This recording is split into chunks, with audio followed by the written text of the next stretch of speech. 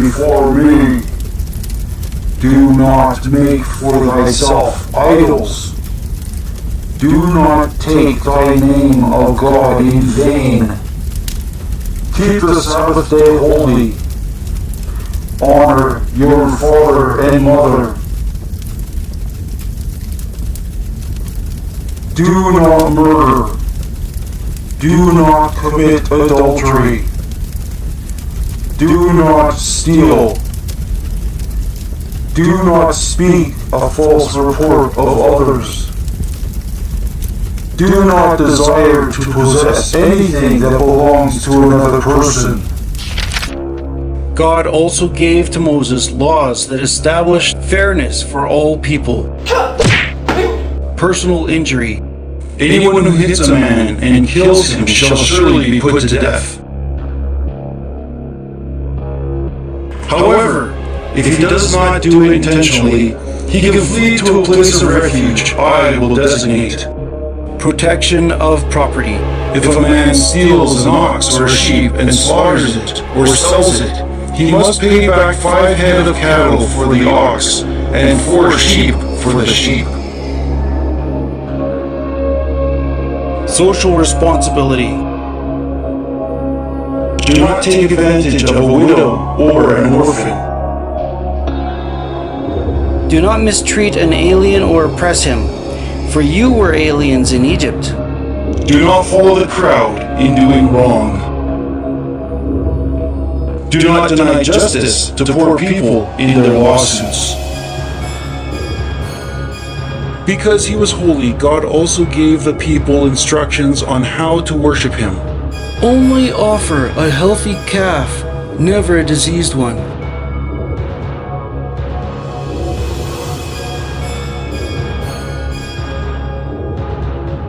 Pour oil and incense on it. It is an aroma pleasing to the Lord. God provided commands to keep them healthy. On the 8th day, the boy is to be circumcised. He must go into isolation. The hair has turned white, and there is raw flesh. It is a chronic skin disease. Observe my Sabbaths and have reverence for my sanctuary. I am the Lord. Do not show partiality to the poor or favoritism to the great, but judge your neighbor fairly.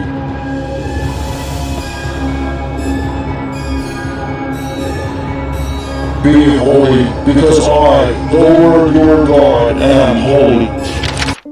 Moses came down off the mountain and told the 70 leaders of Israel God's commandments. Oh, they are good commandments. Moses recorded everything just as God had spoken it. The Spirit of God helped him not to make any mistakes.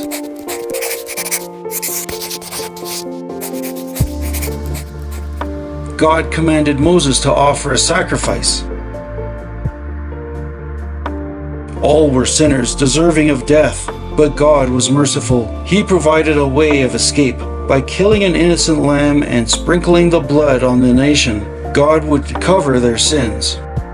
When he finished, he gathered the people together and read the words of God to them. All that God has said is good, and we will obey it. So the nation of Israel made a covenant with God. He would bless them, give them life, and deliver them from their enemies, and they would be obedient to all his commandments, walking in righteousness. Now that your sins are covered, you 70 will go with me up on the mountain, and you will see the glory of God. So the 70 elders of Israel followed Moses up into the mountain where God had spoken to Moses.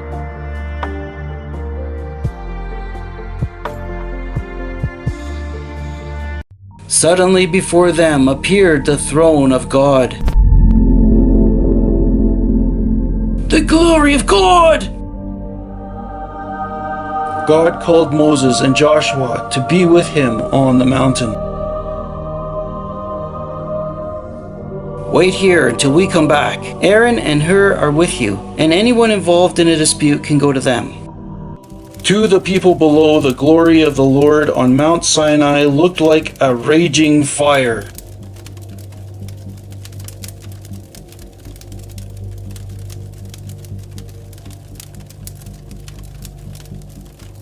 And Moses stayed there on the mountain for 40 days and 40 nights. Have the people build a tabernacle in which to worship me. It will have an altar for sacrifices and a holy place where I will meet the high priest once a year. I will tell you exactly how to make the tabernacle. The tribe of Levi shall be my priests. They shall teach the people to follow my laws and offer sacrifices when the people sin. God gave Moses 2 tablets of stone on which the 10 Commandments were written with the finger of God. It was weeks ago that Moses disappeared into the fire on the mountain. He must be dead by now. We can't stay in this wilderness forever. We need a God to lead us as Moses did. Aaron followed the wishes of the people and helped them build a god of gold. Here's your God, which brought you out of Egypt. Tomorrow we will proclaim a festival and worship the Lord.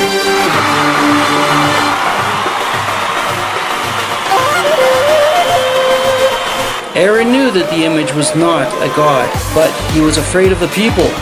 The people sacrificed burnt offerings to the calf and indulged in drinking and revelry.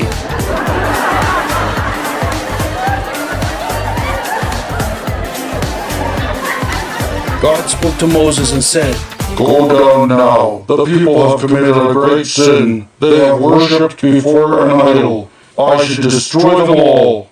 Their hearts are hard. They do not walk in righteousness.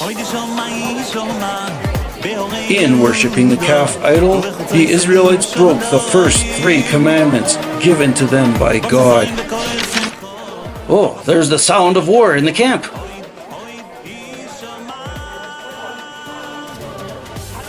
It is not the sound of victory, it is the sound of defeat. It is the sound of singing. You have broken the commandments of God! Moses broke the stone tablets on which the commandments were written. Did he not say to have no other gods before him? Can a statue that you make with your own hands be your creator?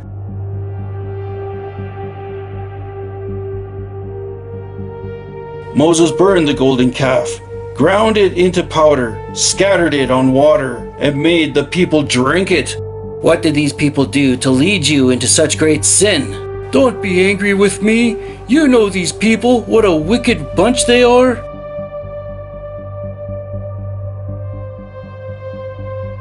We Levites will follow Jehovah. If you are on the Lord's side, come, stand with me. If you would worship the gods of Egypt, stay where you are.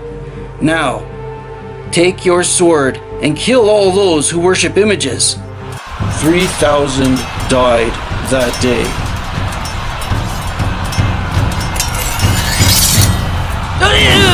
No!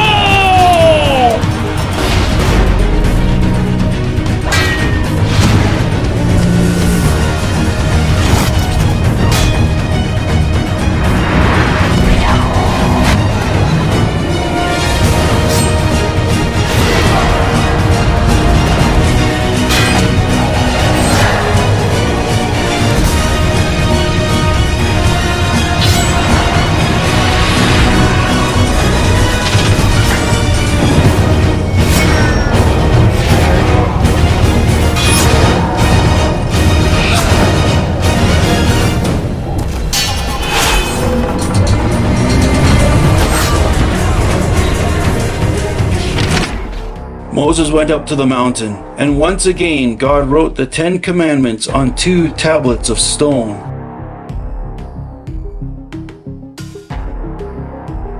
When you sinned, God told me He would slay all of you, but I prayed for you, and He is going to put away your sin.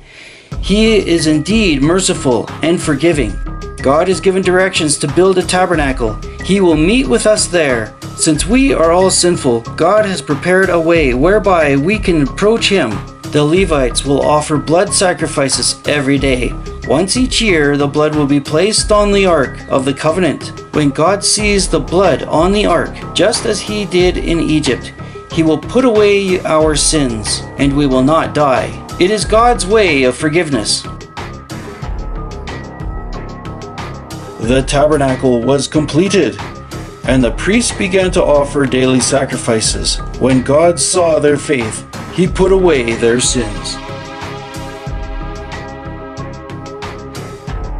Despite all that God did on Mount Sinai, the people began to grumble and complain about their hardships.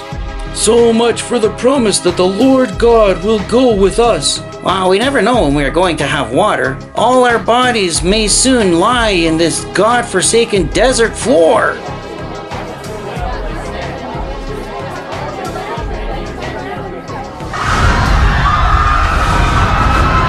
We never have! Yo! Fire! Call for Moses!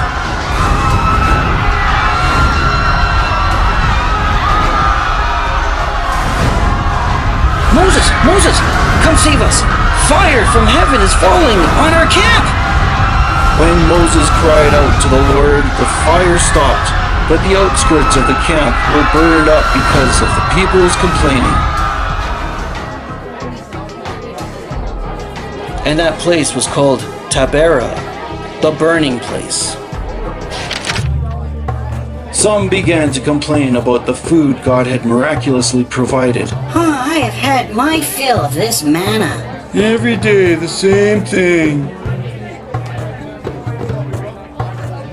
The people gathered it, pounded it into flour, boiled it, and then made pancakes from it. They tasted like pancakes, fried in vegetable oil. The manna fell with the dew during the night.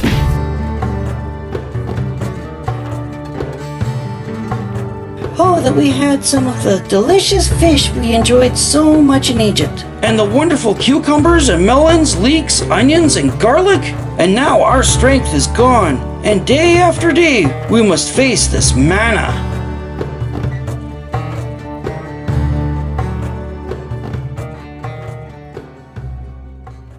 Moses heard the people standing around their tent doors complaining, and he was highly displeased. But God was hot with anger.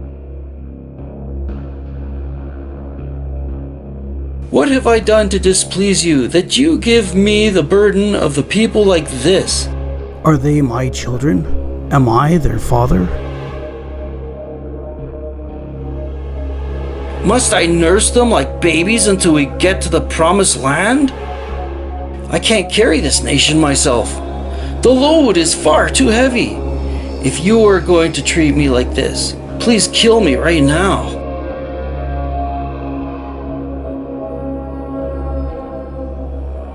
Summon before me 70 of the leaders of Israel. Bring them to the tabernacle with you.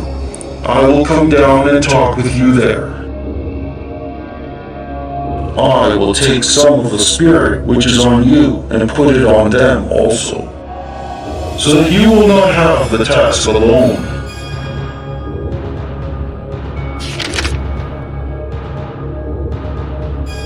Tell the people to purify themselves, for tomorrow they shall have meat to eat. Tell them I have heard all their complaints.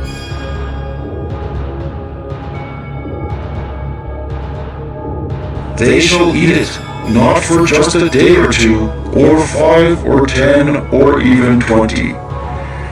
For a month they will eat meat until they vomit it from their noses, for they have rejected the Lord, who is here among you.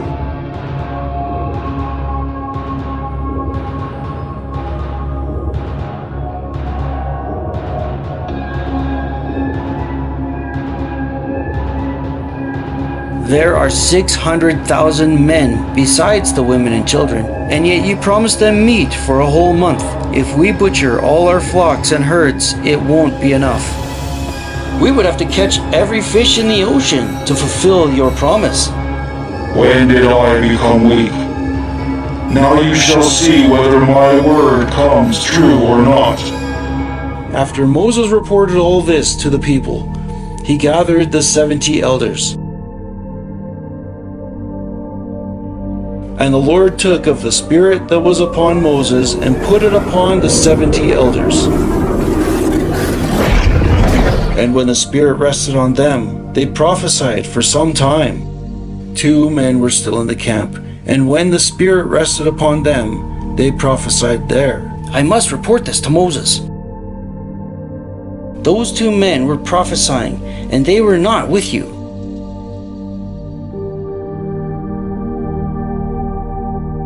Are you jealous for my sake? I only wish that all of the Lord's people were prophets, and that the Lord would put his Spirit upon them all. That night the Lord sent a wind that brought quail in from the sea.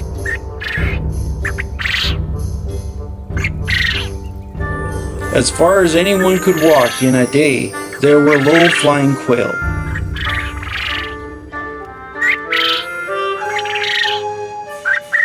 There were so many quail, the least anyone gathered was 100 bushels. Finally, meat! Oh, I can't wait to cook this. But even as the people were eating the meat, the anger of the Lord rose against them, and he killed large numbers of them with a plague.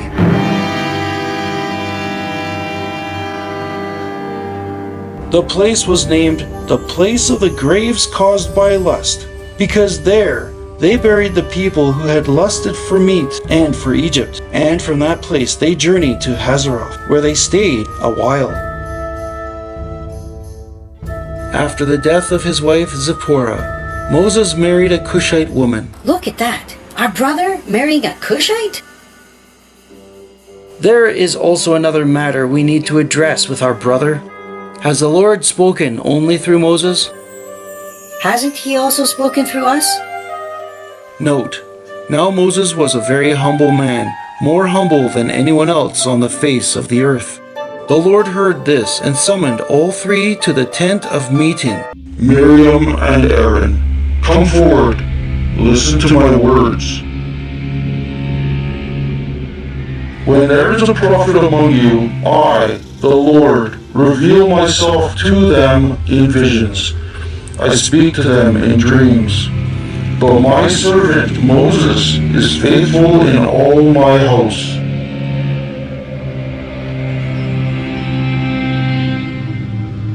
With him I speak face to face, clearly and not in riddles. He sees the form of the Lord. Why then were you not afraid to speak against my servant Moses? The Lord was not pleased. Huh? You have leprosy.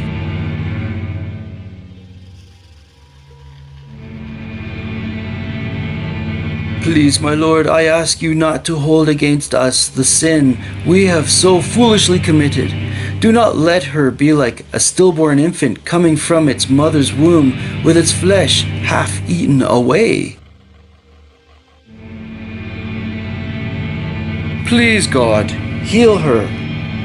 If her father had spit in her face, would she not have been in disgrace for 7 days?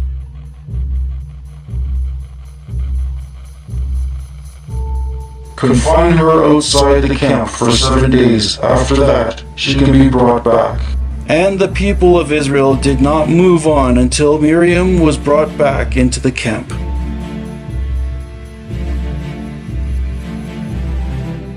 God told Moses to send 1 man from each of the 12 tribes to explore the land of Canaan.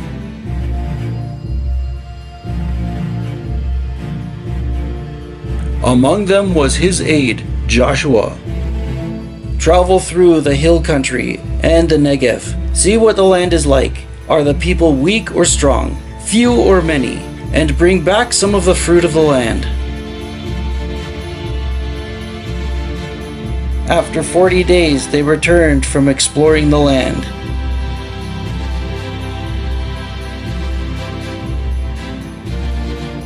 The 12 spies reported back to Moses and the entire Israelite community what they saw. We have never seen such grapes!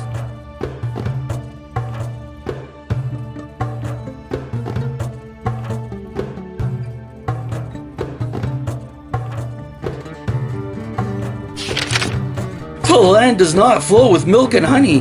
Here is its fruit. But the people who live there are powerful.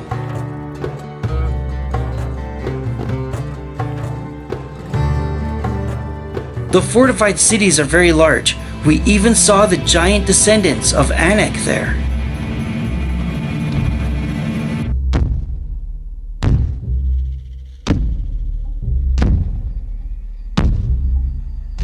The Amalekites live in the Negev. The Hittites, Jebusites, and Amorites live in the hill country, and the Canaanites live near the sea and along the Jordan.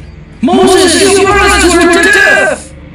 We should go and take possession of the land, for we can certainly do it. We can't attack those people. They are stronger than we are. The land devours those living in it. All the people there are of great size. Compared to the giant descendants of Anak, we were like grasshoppers.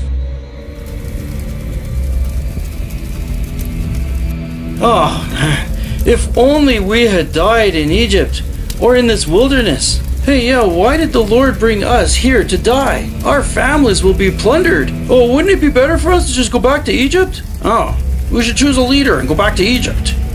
The Lord can give us this good land. The land is exceedingly good, and if the Lord is pleased with us, he will lead us and give it to us. Do not rebel against the Lord. Do not fear the people. We will devour them. Their protection is gone, but the Lord is with us. We will soon, you, all of you! How long will these people refuse to believe in me despite all the signs I have performed? I will strike them down, but I will make you into a nation greater than they.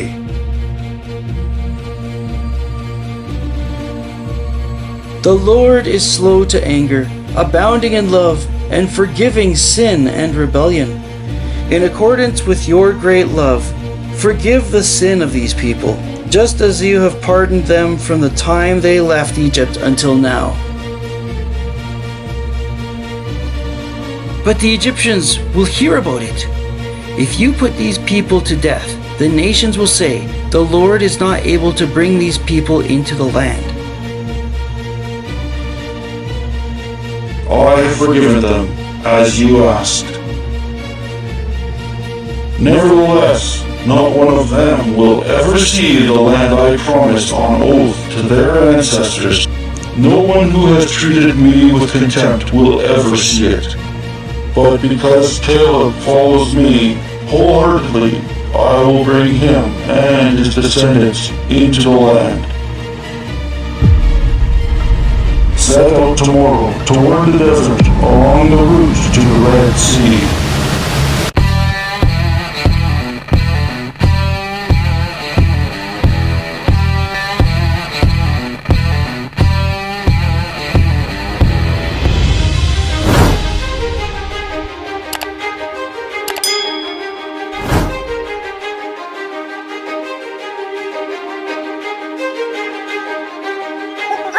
The Joe Rogan Experience. I don't know. I was very intrigued by that. You know how he really got into it? No. He got into it researching the Ark of the Covenant. Really? Yeah, because in Ethiopia, there's a specific church in Ethiopia that has always been rumored to be the place where the Ark of the Covenant is stored. And there's these guarders of these people that are guards of this area, and they all develop cataracts. They all have like radiation poisoning, and they're guarding this one particular area. They won't let anybody look at it. They won't let anybody talk about it. And Graham got fascinated by this. And they started doing a deep dive into history and historical accounts of the covenant and the ark and all these bizarre stories that have lasted throughout history. And the real evidence that there was really sophisticated societies that lived thousands and thousands of years ago, when we kind of assumed that people were hunters and gatherers. You know, Egypt is a great example of that. Like whatever they were doing there was insane. Right. I mean, the structures that they made, still today, we look at them and go, what the hell were you guys doing? Like, how was this made? Yeah. And he believes that society had reached a very, very sophisticated level of technological achievement, and then something happened. Mm-hmm. And now we're living in like a rebuild. Even though we're very sophisticated, in terms of technology, our technology's gone in a completely different direction than theirs did.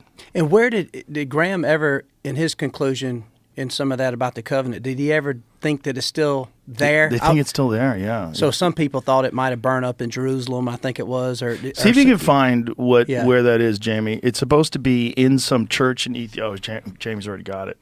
So, I just had watched something on that because I'm intrigued by all that kind of stuff.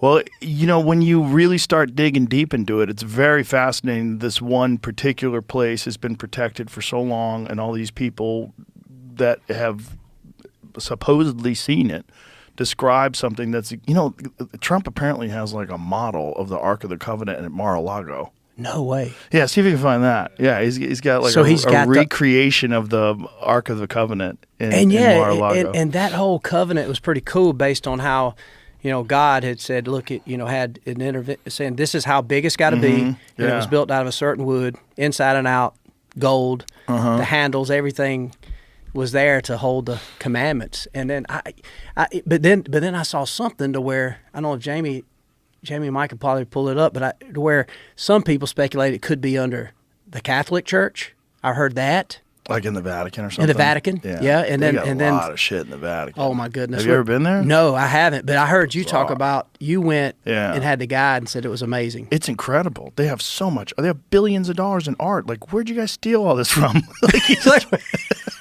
Back in the Roman days. Look at this. This is Trump's replica of the Ark of the Covenant at Mar-a-Lago. That's just like pretty wild. And it's almost exactly the replica of what it's assumed to have been looked like, Well, I mean, I think that's a recreation based on biblical accounts. Absolutely. Very strange. Well, maybe Trump can take us and show it to us, man. That'd be cool. What did you say, Jamie? I was trying to figure out clearly it was there. It might have just been there temporarily. It looks like that might be like on display in Israel or something. I don't know. So it's a replica that travels around. Is that what it is? And temporarily was at Mar-a-Lago? I can't find that it lives there, but there's definitely obviously people with pictures of it. Bro, if I had Trump money, I'd have one built. Like, make me another why one not? Of these. Come on. I would too. I would too. It's a cool thing to have on display.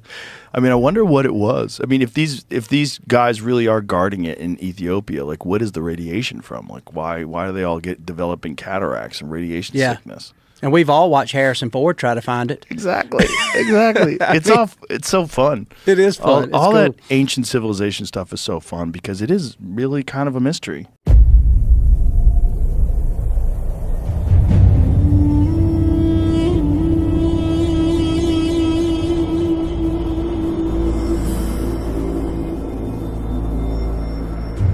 The tabernacle, Hamishkan. The Hebrew word means dwelling place. It was where God dwelled with his people, and its elements show us how to relate with God. After delivering the Israelites from slavery in Egypt, God gave them detailed instructions on how to build this dwelling. Once constructed, the Lord descended on the tabernacle in a pillar of cloud. Curtains separated the whole tabernacle from the rest of the Israelite encampment. In this courtyard was the tabernacle's largest piece of furniture, the altar. A wooden box covered with bronze. The altar was shaped as a square, measuring approximately 7.5 feet long and 7.5 feet wide. From top to bottom, it stood about 4.5 feet. Hollow space inside the box allowed priests to insert coals. Above was a bronze grating where priests would lay animals for sacrifice. A horn of one piece with the altar stood at each corner. 4 bronze rings under the ledge allowed one to insert carrying poles so the Israelites could transport the altar. Between the altar and the tent of meeting was a bronze laver. Priests had to cleanse their hands and feet here before offering sacrifices or entering the tent. Within the inner tent stood one of the most recognized elements of the whole tabernacle, the menorah. A lampstand with 3 branches that rose on each side to create a total of 7 lamps. This solid gold lampstand weighed about 75 pounds. Each lamp was a small cup that the priest would fill with oil to fuel the light. Each branch in the middle of the shaft had almond blossoms. The menorah served a most practical purpose. It was the only source of light in the tent, an eternal light that was never to go out. Also in the tent stood a wooden table covered with gold. On it was to always remain the bread of the presence. The bread of the presence symbolizes God's desire to be with his people. Incense was to burn continuously on the altar. God instructed the priests to replenish the incense every evening and morning. A curtain separated the holy place from the Holy of Holies. The menorah, the altar of incense, and the bread of the presence were all in the holy place, but outside this veil. Like the curtains covering the tent of meeting, this veil was blue, purple, and scarlet, with cherubim, a kind of angel. Beyond the veil, at the far end of the tabernacle, was the ark. The ark was a wooden box covered with gold. It was nearly 4 feet long. Its width and height were about 2 feet, 3 inches. Like the altar, the ark had rings and poles so the Israelites could carry it as they traveled. Within the ark were the 2 stone tablets on which God had written the 10 Commandments. Later, it contained a sample of manna and the rod that bloomed to reinforce Aaron's leadership. The mercy seat was the ark's lid and features prominently on Yom Kippur, or the Day of Atonement. At each end stood a cherub facing the other with its wings outspread. This cover was made of solid gold. The priest would sprinkle the blood of the sacrifice on this mercy seat, symbolizing that the nation's sins were covered for another year. While only the high priest would see it, the mercy seat was the key symbol of atonement that God would forgive his people. Though daily sacrifices on the altar were necessary for payment of sin, it was only through the mercy seat on the Day of Atonement that the stain of sin was washed away.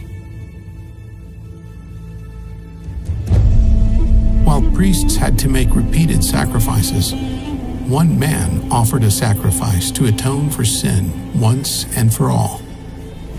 When Jesus, the Messiah, died, he sprinkled his own blood before God, securing atonement forever for all who would trust in him.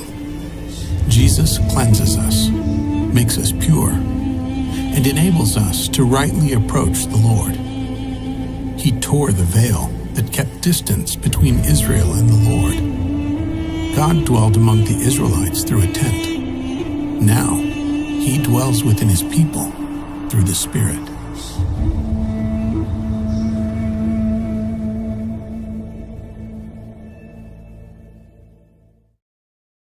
See you later, alligator. In a while, crocodile. Give a hug, ladybug. Blow a kiss, jellyfish. See you soon, big baboon. Out the door, dinosaur. Take care, polar bear. Wave goodbye, butterfly.